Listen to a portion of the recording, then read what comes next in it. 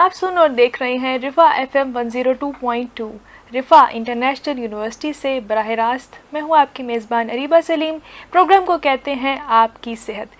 Programme آپ کی صحت. سامعین، اس پروگرام کا مقصد یہ ہے کہ ہم صحت سے جڑے موضوعات پر آپ سے گفتگو کریں، اچھے جو ہے پروگرامز آپ کے لیے لے کر آئیں تاکہ آپ کو صحت کے حوالے سے بہتر آگاہی فراہم کی جا سکے. اور یہ ہماری کاوش جو ہے پچھلے کوارٹر سے جاری ہے، اور اس کوارٹر میں بھی ہماری یہی کوشش ہوتی ہے کہ اچھے موضوعات پر آپ کے لیے پروگرام لائے جائیں. بہرحال جناب، آپ کو بتاتی چلوں کہ یہ پروگرام آپ نہ صرف ہمارے FM ریڈیو پر سن سکتے ہیں، بلکہ یہ پروگرام اس وقت ہمارے فیس بک پیج پر لائیو نشر بھی کیا جا رہا ہے. تو آج کا جو موضوع ہوگا اس حوالے سے آپ سوالات بھی کر سکتے ہیں. کامنٹ باکس میں آپ کے سوالات کو بھی جو ہے پروگرام میں شامل کریں گے. اگر آج کے موضوع کی بات کروں سامعین کرام، تو بہت اہم موضوع ہے، کیونکہ معدے یا آنتوں کی جو صحت ہے وہ نہ صرف ہماری اوور آل صحت کے لیے ضروری ہے، بلکہ ہماری ذہنی صحت پر بھی اس کا جو ہے وہ اثر پڑتا ہے. آج ہم بات کریں گے IBS، جس کو کہا جاتا ہے اریٹیبل باؤل سنڈروم کا، اور اس میں اکثر جو ہے مریض پیٹ درد کی شکایت کرتے ہیں یا قبض کی شکایت کرتے ہیں. تو آج ہم اس حوالے سے تفصیل سے جاننے کی کوشش کریں گے کہ اس بیماری میں کیا پیچیدگیاں موجود ہیں، اس کا علاج کیسے کیا جا سکتا ہے، اس کی ایسی کون سی علامات ہیں جن کو جو ہے اگنور نہیں کرنا چاہیے مریض کو. اس حوالے سے آج ہمارے ساتھ موجود ہیں ڈاکٹر خورشید الحسن. خورشید صاحب یہ ہمارے پروگرام میں پہلے بھی جو ہے وہ شرکت کر چکے ہیں اور آج بھی ہمارے ساتھ موجود ہیں، تو آئے ان کو پروگرام میں خوش آمدید کہتے ہیں اور پروگرام کا آغاز کرتے ہیں. السلام علیکم ڈاکٹر صاحب. وعلیکم السلام. کیسے ہیں ڈاکٹر صاحب آپ؟ اللہ کا شکر. ڈاکٹر صاحب میں بالکل ٹھیک. آپ کے وقت کا بہت شکریہ، آپ نے ایک بار پھر ہمیں وقت دیا اور اپنا تھوڑا سا تعارف بھی سامعین کے لیے پیش کریں. ویسے آپ پہلے بھی آ چکے ہیں، لیکن آج ایک بار پھر جو ہے آپ اپنا ایک تعارف جو ہے نا سامعین کے لیے بتا دیں. میں گیسٹرونٹرولوجسٹ ہوں پاکستان ریلوے ہاسپٹل میں، اور وہاں پہ ہماری جو ٹائمنگ ہوتی ہے وہ 8 to 2 PM ہوتی ہے ہاسپٹل میں. صحیح. اور باقی ہم کیونکہ گیسٹرونٹرولوجسٹ جو ہوتے ہیں وہ بیسیکلی آپ کی آنتوں، جگر، پتا، ان لب ان کو دیکھتے ہیں. صحیح. اچھا، آج کے اگر ہم ٹاپک کی بات کریں ڈاکٹر صاحب، تو آج ہم اریٹیبل ڈاؤن سنڈروم، یا اس کو اگر شارٹلی جو ہے IBS بھی کہا جاتا ہے، تو میں جاننا چاہوں گی کہ سب سے پہلے آپ اس بیماری کے بارے میں بتائیں ہمارے سننے اور دیکھنے والوں کو، یہ بیماری اصل میں ہے کیا؟ یہ دیکھیں، یہ ایک بہت اچھا ٹاپک آپ نے چوز کیا. Basically IBS irritable bowel syndrome یہ ایک پریولنس ہے. ہمارے بہت سارے جو ایسے مریض ہیں جو IBS کے ہیں، لیکن وہ لیبلڈ نہیں ہیں، وہ ان لیبلڈ ایسے مطلب ڈائگنوز نہیں ہوئے. اور اس کی ڈائگنوسس کی مین وجہ یہ بھی، نہ ڈائگنوسس ہونے کی وجہ یہ بھی ہے کہ اس کے لیے کوئی ایسا ٹیسٹ نہیں ہے جس کی بیس پہ آپ کہیں گے کہ یہ ٹیسٹ کروائی اور اس میں IBS ڈائگنوز ہو گیا. تو یہ آلویز ڈائگنوسس آف ایکسکلوژن. آپ نے اس سے ریلیٹڈ ساری بیماریاں رول آؤٹ کریں گے تو IBS بچے گا. تو اکنامک کنڈیشنز اور اس وجہ سے کئی لوگ ہیں جو ان کے اتنے زیادہ ٹیسٹ جو ہے نا وہ افورڈ نہیں کر سکتے، تو کئی ان لیبلڈ IBS ہی ٹریٹ کیے جاتے ہیں. IBS بیسیکلی ایک بیماری ہے جس میں آپ کا جو مین کمپلینس ہیں وہ آپ کا ایبڈومنل پین، پیٹ میں درد ریلیٹڈ ٹو ڈیفیکیشن. اس کی جو ریلیشن ہے وہ آپ کے بڑے پیشاب سے، اسٹول پخانے سے، تو اس کے ساتھ اس کے ریلیشن ہوتے کہ مریض جو آپ کے پاس آتا ہے وہ کہتے ہیں جی اس کے پیٹ میں درد ہے، اور ساتھ اس کے جو اسٹول باؤل ہیبٹس ہیں وہ یا تو کانسٹیپیشن ہے، یا ڈائریا، یا کبھی قبض، کبھی پیچز، یا ان ایکسپلین. ان کو سمجھ نہیں آ رہی ہوتی کہ وہ کہہ، لیکن وہ کہتے ہیں کہ کچھ مسئلے ہیں ہمارے بڑے پیشاب کے ساتھ، وہ صحیح نہیں ہے. اور جو ایبڈومینل پین ہے وہ اس کے ساتھ ریلیٹڈ ہوتے ہیں. مطلب وہ کہتے ہیں جی پیٹ میں درد ہے، اور جب ہم اسٹول پاس کرتے ہیں تو ہمارا پیٹ کا درد ٹھیک ہو جاتا ہے.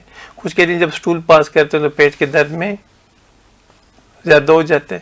تو basically abdominal pain with altered bowel habits, جس میں یا تو کانسٹیپیشن ہو، یا ڈائریا ہو، یا مکسڈ ہو، ان پیشنٹ کو ہم ایک سائڈ پہ ان کے لیے سوچتے ہیں کہ ان کو IBS ہو سکتا ہے، کنفرم نہیں ہوتا. اب اس کے لیے کیا ہوتا ہے کہ ایک تو ہمیشہ کسی بھی مریض کو ڈائگنوز کرنے کے لیے آپ کے پاس، آپ پہلے ایک تو تھارو ہسٹری لیتے ہیں، پھر آپ اس کی ایگزامینیشن کرتے ہیں، پھر کچھ لیب ٹیسٹ کرتے ہیں، اور پھر اس کو ڈائگنوز کرتے ہیں. تو ہر وہ پیشنٹ جس کا جو ان سمٹم کے ساتھ ہے تو اس سے ریلیٹڈ سمٹم پوچھتے ہیں. کچھ ریڈ سائنز ہوتے ہیں وہ پوچھتے ہیں، جس میں اس کی ایج بہت میٹر کرتی ہے. اب IBS آپ مور دین 50 ایئر کے پیشنٹ میں IBS آپ کم سوچتے ہیں، اگر لیس دین 50 تو آپ IBS سوچ سکتے ہیں. اس کے ساتھ اس کے سمٹمس کا پوچھتے ہیں، اس کے جو ڈیلی سمٹمز ہیں، ڈے ٹائم میں کتنے، نائٹ میں سمٹمز کتنے، کیونکہ جتنے بھی فنکشنل ڈس آرڈر ہوتے ہیں یہ IBS is functional disorder. تو اس میں نا آپ کو نکٹرنل سمٹم مطلب رات کو نہیں ہوتے. رات کو انسان کہ جب مریض کہہ جی کہ میں سو جاتا ہوں، تو رات کو اگر وہ 9 بجے سوتے ہیں، یہ 10 بجے سوتے ہیں، صبح تک مجھے نہ تو پین ہوتے ہیں اور نہ ہی اسٹول آتے ہیں. تو اس کا مطلب ہے کہ اس کو نکٹرنل سمٹمز نہیں ہے. وہ اپنی بیماری بتائے کہ دن کو تو بہت ورس بتائے کہ جی بہت مشکل ہوتی ہے لیکن رات کو میں سو جاتا ہوں. تو اس کو کہتے ہیں اگر وہ رات کے سمٹمز نہیں ہیں اس میں, پھر ساتھ یہ پوچھتے ہیں کہ بھائی آپ کو بلیڈنگ تو نہیں ہوتی, بلڈ تو نہیں آتا, کوئی میوکس تو نہیں آتی, وزن کم تو نہیں ہوا, اور ساتھ اس کے وزن, بلیڈنگ کی چیزیں, اور فیملی میں آپ کو کوئی آنتوں کا کوئی خدا نخواستہ سرطان کا مسئلہ یا آئی بی ڈی کی کوئی ڈیزیز تو نہیں چاہ رہی. اگر یہ سب کچھ نیگیٹو ہے تو پھر آپ آئی بی ایس ہسٹری وائز آپ پیشنٹ کو آئی بی ایس کی طرف کانفیڈنٹ ہو جاتے ہیں کہ اس کو آئی بی ایس ہے. پھر کچھ ایسے ٹیسٹ ہیں جو آپ لیبس کرواتے ہیں. اب لیبس میں یہ ہوتا ہے کہ ایک بیماری ہوتی ہے جس میں ہم گندم کی الرجی, بڑی مشہور بیماری ہے سیلیک ڈیزیز, اس کے بھی اس طرح کے سمٹمز ہوتے ہیں. اس کے ساتھ ایک ہوتا ہے آئی بی ڈی, السریٹو کولیٹس, کرون ڈیزیز, وہ بھی اس طرح کی ہوتی ہے. خدا نخواستہ آنتوں کی ٹی بی ہو یا سرطان ہو, اس کے بھی کچھ سمٹمز اس طرح کے ہوتے ہیں. تو پھر آپ ہسٹری میں تو چلے آپ کانفیڈنٹ ہو گئے کہ آئی بی ایس ہے, لیکن آپ لیبس کر کے نا ان چیزوں کو رول آؤٹ کرتے ہیں. اس کے لیے 4-5 ٹیسٹ ہوتے ہیں, وہ کرتے ہیں کر کے, تو پھر جب وہ ٹیسٹ بھی نیگیٹو آ جائیں تو پھر آپ پیشنٹ کو آئی بی ایس لیبل کر کے اس کو ٹریٹ کرتے ہیں. صحیح. اچھا, جیسے کہ آپ ہماری آفر گفتگو ہو رہی تھی, آپ کہتے ہیں کہ اس میں کچھ لائف سٹائل کے بھی کچھ مطلب اس میں افیکٹ ہو سکتا ہے. دوسرا یہ کہ اسٹریس آپ کو کتنا ہے, تو اس حوالے سے یہ بتائے گا کہ اسٹریس کا اس سے کیا تعلق ہے. کیا اسٹریس کی وجہ سے یہ جو اس کے سمٹمز ہیں یا اس بیماری کو اگر ہم اوور آل دیکھیں کیا وہ بڑھ جاتی ہے؟ یہ بالکل ایسے ہی ہے. I B S is a sort of آنتوں کی انزائٹی, آپ یہ کہہ سکتے ہیں. تو اس کی جو پیتھوفیزیالوجی, ہم اگر اس کی کازز کی بات کریں نا تو اس کی بہت ساری کازز ہیں. کچھ لوگوں میں جینیٹک ہوتی ہے, کچھ لوگوں میں یہ جیسے کسی پیشنٹ میں گیسٹرونٹرائٹس ہو جائے, ہیزا جس کو بولتے ہیں, کچھ لوگوں میں اس کے بعد آئی بی ایس ڈیولپ ہو جاتا ہے. کچھ لوگوں کو فوڈ کی وجہ سے ہوتا ہے, کچھ لوگوں کو ان کی لائف سٹائل کی وجہ سے ہوتا ہے. تو اس کی بہت ساری کازز ہیں. اب آئی بی ایس میں نا ہمیشہ یہ دیکھنا یہ لازمی ہوتا ہے کہ اس پیشنٹ کے اندر اسٹریس کا ایلیمنٹ ہوگا. یا تو وہ اس کو ظاہر کر دے گا یا اس کو بے شک ظاہر نہیں بھی کرے, لیکن اگر آپ اس کو ڈگ آؤٹ کریں گے تو آپ کو لازمی اسٹریس کا ایلیمنٹ ملے گا, ایک بات. اور دوسری بات یہ کہ وہ یہ جو جتنے بھی سمٹمز ہیں یہ ود اسٹریس, اگر وہ باقی اگر ان کو نہیں بھی نا تو اگر کوئی اسٹریس ہوتا ہے تو یہ سمٹم زیادہ ہو جاتے ہیں. ایبڈومینل پین ورس ہو جائے گا, اس کی جو باؤل جو بھی ہے, اگر کانسٹیپیشن ہے تو وہ ورس ہو جائے گی, ڈائریا تو وہ ورس ہو جائے گا.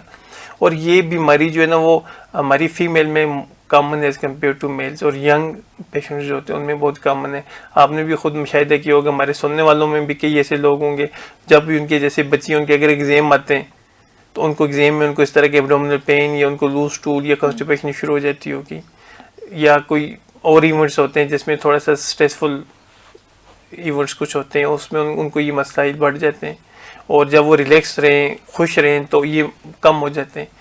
تو یہ جو بیماری ہے ویسے یہ جو ہے یہ کوئی ٹریٹیبل ڈیزیز نہیں ہے کہ ہم کہیں گے کہ ٹھیک ہے ہم اس کی میڈیسن دیں گے آپ کو 1 ہفتہ 2 ہفتے مہینہ تو آپ ٹھیک ہو جائیں گے, ایسے نہیں ہے.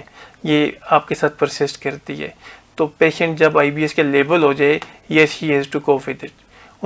ان کو خود انڈرسٹینڈ کرنا پڑتا ہے with the help of doctor and health care facilities کہ اب ہماری کون سی چیزیں ہیں جو ہماری بیماری کو بڑھاتی ہیں, کون سی چیزیں جن سے یہ بیماری کم ہوتی ہے, کون سی ڈائٹ ایسی ہے کیونکہ جتنی بھی ہمارے پاس کاربوہائیڈریٹس ہیں وہ اس بیماری کو ورس کرتے ہیں.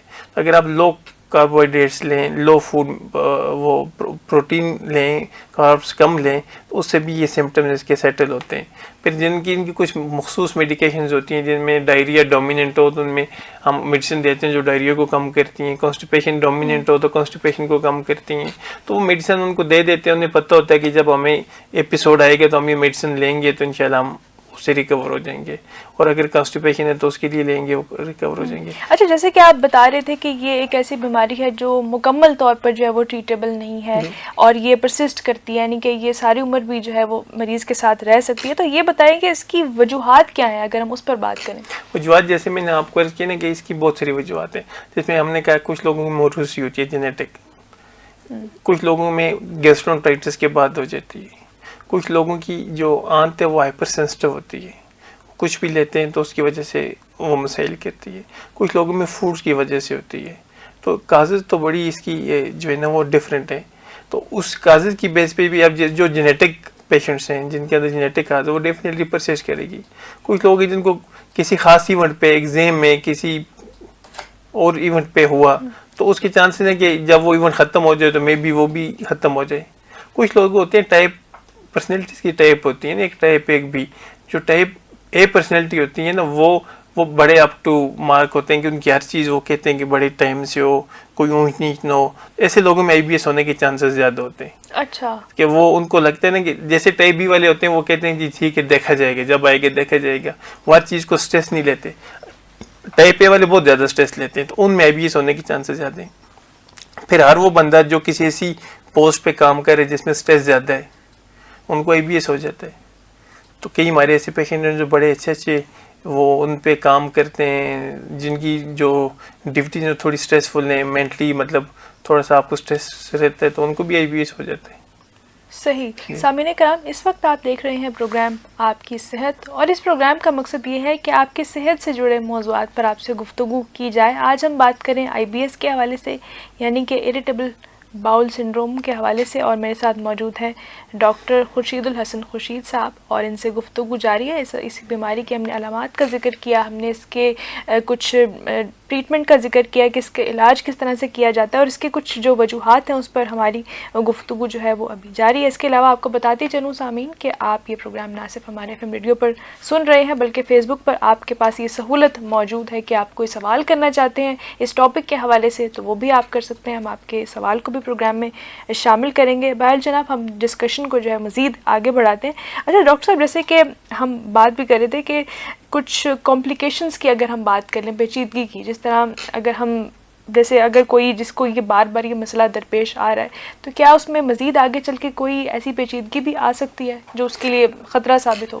نہیں, IBS کی اٹ سیلف نا IBS آگے کمپلیکیٹ نہیں کرتی کسی چیز کو. ہم ہی نہیں کہہ سکتے کہ IBS کسی مریض کو تو خدا نخواستہ سرطان بن جائے گا, کینسر بن جائے گی, کچھ ہوگا.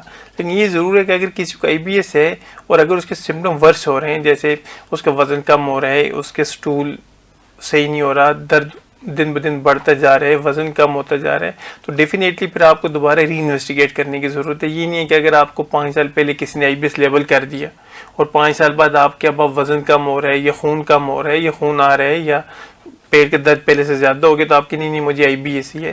ایسے نہیں ہے, IBS تو چلو ہے, لیکن سپر ایڈیکیوٹ ڈیزیز بھی ہو سکتی ہے نا. اور کچھ ایسے پیشنٹس ہوتے ہیں ہمارے جو بیسیکلی آپ دیکھیں نا, میں نے آپ کو کہا جیسے کہ ایک تھوڑی سی اسٹریس کے ایلیمنٹ ہوتے ہیں اس ڈیزیز میں. تو کچھ پیشنٹس ایسے ہیں جیسے کوئی ڈائبیٹک پیشنٹ ہے, کوئی ہائپر ٹینسو ہے, اللہ نہ کرے کسی کو اور کوئی ایسی کرونک بیماری ہوگی جس کے لیے انہیں پوری زندگی دوائی کھانی پڑتی ہے یا کچھ ہے, تو ان کو بھی IBS سپر ایڈیڈ IBS ہو جاتا ہے. مثال کے طور پہ میں آپ کو بتاؤں کہ جیسے ایک بیماری ہے السریٹو کولیٹس, جس میں موشن لگتے ہیں اور خون آتا ہے بڑے پیشاب میں. اب اس کا جب ہم علاج شروع کرتے ہیں تو کچھ پیشنٹ کو میڈیسن دیتے ہیں, وہ ٹھیک ہوتے ہیں, لیکن اچانک اسی ڈوز پہ اسی میڈیسنس پہ تمام پرہیز کے باوجود ان کو دوبارہ سے موشن سٹارٹ ہو جاتے ہیں اور وہ ٹھیک نہیں ہوتے. اب کیا ہوتا ہے, ان کو سپریٹڈ IBS ہو جاتا ہے. تو یہ IBS ایسی بیماری ہے کہ اس کو آپ ہر ایک جگہ پہ سوچ سکتے ہیں, جو ہر اس پیشنٹ میں جس میں یہ سمٹمز ہوں کہ ایبڈومینل پین ہو اور ان کی سٹول کی جو ہیبٹس ہیں وہ ورس ہو جائیں, تو اس میں IBS سوچیں گے, چاہے وہ پہلی آنتوں کی کسی بیماری کے مریض کیوں نہ ہو.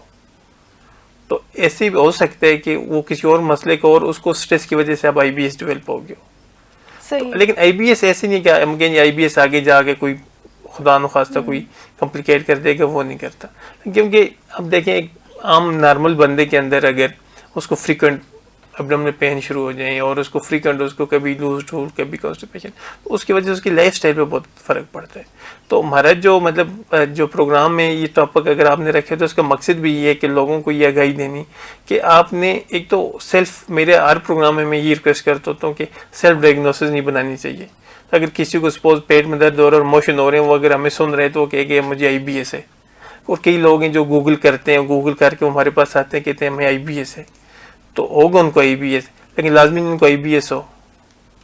تو ایک دفعہ IBS کو ڈائگنوز کرنے کے لیے باقی سب ٹیسٹ کروا کے تسلی کر کے IBS کی پھر اس کی ٹریٹمنٹ لیتے ہیں. اور پھر اگر اس میں جیسے جو سمپل میڈیکیشنز ہیں اس سے اگر فرق نہ پڑے پیشنٹ کو, تو پھر تھوڑی سی اینٹی ڈپریسنٹ ایڈ کرنی پڑتی ہے نا. تو یہ پھر تھوڑی سی میڈیسن لانگ ٹائم چلتی ہے, اور پھر اس کے بعد اس کو ٹیپر آف کر کے بند کرتے ہیں, اور پھر مریض کو خود آئیڈیا ہو جاتا ہے کہ یار اب میں نے کس سمٹم کے ساتھ کون سی میڈیسن لینی ہے اور کس چیز سے اوائڈ کرنا ہے, اور کون سے ایسے نئے علامات اگر آ جائیں تو میں نے ڈاکٹر کو دکھانا ہے. اچھا ڈاکٹر صاحب, میں یہ بھی چاہوں گی کہ آپ جنرل ڈائٹ میں بھی ایسی آپشنس بتا دیں جس سے ہمیں بچنے کی ضرورت ہے. ایسی کون سی مطلب غذائیں ہیں جن سے ہمیں نہیں استعمال کرنی چاہیے جس سے ہمیں اسٹول کے مسائل آ سکتے ہوں؟ دیکھیں ویسے تو اللہ تعالیٰ نے کھانے کی جو چیزیں دی ہیں وہ تو کھانی چاہیے. تو اس میں یہ کہ اعتدال پسندی ہونی چاہیے. Access of every thing is bad. تو اب اسٹول کے لیے اب اگر ہم یہ کہیں گے کہ آپ نے صرف ویج پہ چلے جائیں تو بھی آپ کو پتہ ہے کتنے ایشوز ہوتے ہیں. اگر آپ کسی مطلب صرف پروٹین پہ چلے جائیں تو بھی ایشوز ہوتے ہیں. آپ کو صرف کاربوہائیڈریٹس پہ چلے جائیں تو بھی ایشوز ہوتے ہیں. تو آپ کو ان سب مسائل سے بچنے کے لیے سب کچھ کھائیں لیکن اعتدال کے ساتھ کھائیں, تھوڑا تھوڑا کھائیں, تو انشاءاللہ ایشوز نہیں ہوں گے. جب آپ کسی ایک ہی چیز کو لیں اور اس کو آپ بالکل اسی کے اوپر ہی رہ لیں تو پھر ظاہر آپ کی ساری ریکوائرمنٹ پوری نہیں ہوتی. تو آپ کو سب کچھ کھانا چاہیے. ہاں اگر کسی کو کوئی ڈیزیز اسپیسیفک ہوگی ہے اس کے حساب سے پھر میڈیسن. اگر آپ مجھے آئی بی ایس کی پوچھیں کہ آئی بی ایس میں کیا پرہیز کرنی چاہیے اگر ہو جائے, تو مطلب یہ نہیں ہے کہ ہم کیا کھائیں گے تو آئی بی ایس نہیں ہوگا یا کیا نہ کھائیں تو آئی بی ایس نہیں ہوگا, ایسا نہیں ہے. ہاں اگر ہو جائے تو پھر اس میں یہ کہتے ہیں کہ اگر آپ کاربوہائیڈریٹس کو کم کر دیں تو اس سے آپ کو تھوڑا سا ریلیف مل سکتے ہیں ایبڈومینل پین میں اور اس میں.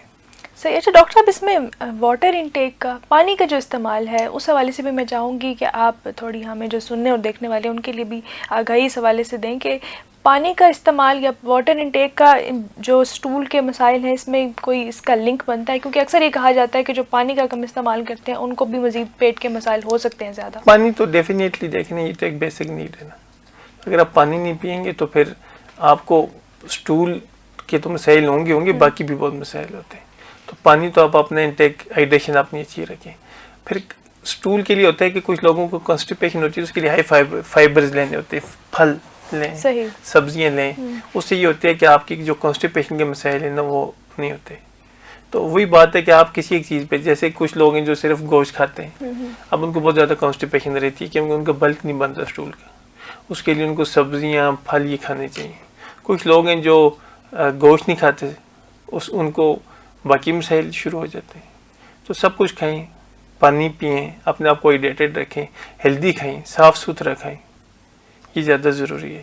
بالکل صحیح کہہ رہے ہیں ڈاکٹر صاحب کہ متوازن غذا کا استعمال بہت ضروری ہے. کسی بھی چیز کو اگر آپ ایکسیس میں اگر آپ اس کا زیادہ استعمال کریں گے تو اس کی وجہ سے بھی آپ کو جو پیٹ کی بیماریاں ہیں یا آنتوں کی بیماری ہیں اس کا خدشہ بڑھ جاتا ہے. تو اس لیے ضروری ہے کہ آپ تمام جو چیزیں جو قدرت نے جو ہمارے لیے بنائی ہیں, ہمارے لیے جو ہے مہیا کی ہیں, ان سب کا جو ہے آپ اعتدال سے استعمال کریں. اور جس طرح سے ڈاکٹر صاحب بات بھی کریں کہ واٹر انٹیک بھی اس چیز میں جو ہے اس کا کردار ہوتا ہے. تو اس حوالے سے اپنی غذا کو متوازن بنائیں, مطلب گھر کا کھانا جو ہے وہ استعمال کریں اور ہیلدی یعنی کہ صحت مند جو ہے وہ آپ اپنی خوراک رکھیں, تو آپ ان مسائل سے بچ سکتے ہیں. بہرحال جناب آپ دیکھ رہے ہیں پروگرام آپ کی صحت, اور اس پروگرام کا مقصد یہ ہے کہ ہم آپ کی صحت کے حوالے سے ہی گفتگو کریں. آج ہم آئی بی ایس یعنی کہ اریٹیبل باؤل سنڈروم کے حوالے سے بات کر رہے ہیں, جس میں اکثر مریض شکایت کرتے ہیں پیٹ درد کی یا قبض کی یا لوز موشنز کی. تو اس کی آج ہم وجوہات جاننے کی کوشش کر رہے ہیں, اس میں کیا پیچیدگی ہو سکتی ہے یا اس کا علاج کس طرح سے کیا جا سکتا ہے. اس حوالے سے آج ہم نے